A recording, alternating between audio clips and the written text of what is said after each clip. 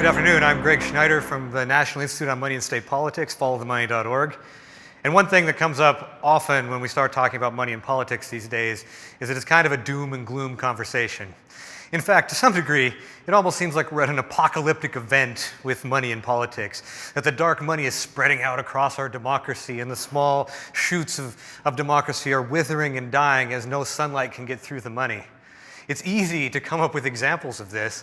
As we look at net neutrality, we saw our government pick a direction that seemed in the exact opposite of public opinion and more towards the opinion of corporate monies. In fact, since 2000, the three largest telecom companies have given over $60 million at the state level. And they've done it in a really interesting way. 90% of that money has gone to winning candidates. Not about elections per se, but about making sure that that money goes to the people who are making decisions and affecting the direct policy. Over half of all office holders in the United States, over half, have received a donation from a telecom industry. And that starts to create what you see here, which is non-competitive elections, non-monetary competitiveness that we see all around the United States. 80% of all of these races have not been monetarily competitive, and 1 out of every 4 aren't even contested. Doesn't really sound like democracy, does it?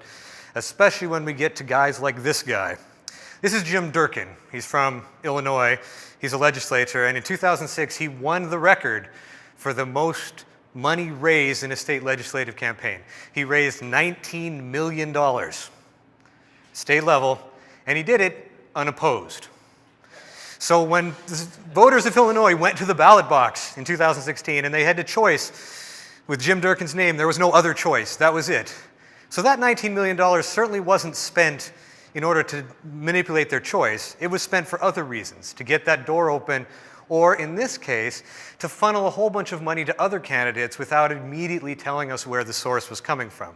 And if that sounds familiar, that's kind of the dark money situation that is the lay of the land in our post-Citizens United world. Yes, Citizens United, the vehicle that we see dumping all of that money into our democracy and really used as kind of the key doom and gloom aspect of our modern world.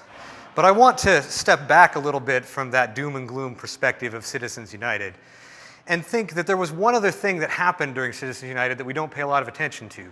When Chief Justice John Roberts wrote that decision, he affirmed within it the power and importance of disclosure as a combating force to all of this money that's coming into our democracy. Follow the Money was specifically cited, along with other organizations, as being the entities that could help the average citizen deal with all this money by creating transparency and knowledge of our monetary system. And that's key. Because when it comes to actually deciding what to do about money and politics, to actually making a difference and doing things, we have to know. It's a scientific process. We measure something, we evaluate what that measurements were, and then we do something about it. And that process can't happen if we don't know what's going on with the money. And while certainly Chief Justice Roberts overestimated the power of transparency in our organizations, the concept is still there. And while this feedback loop that's so important may seem impossible at the federal level, it's not that way at the state level. In fact, we've seen, even in the last couple of years, a lot of efforts at the state level that have not only been successful, but are continuing to happen. Connecticut has implemented public funding years ago, and we can now see statistical proof that their elections are more competitive now. We are seeing that public funding concept occur in other areas, New York City, Maryland counties, and even Seattle's new vouchers, which go a step further and actually engage the citizens in our campaign finance system. It's fantastic stuff. And not just public funding, but in Florida, we saw the Coalition Against Prison Privatization take donation lists and run them through the halls of the legislature, yelling out the names of all those legislators that had taken money from the private prison industry. And that strategy that coalition put together was successful at stopping the prison privatization in Florida, at least for now. But that's it, right? Every issue that we talk about, somehow money comes into the picture.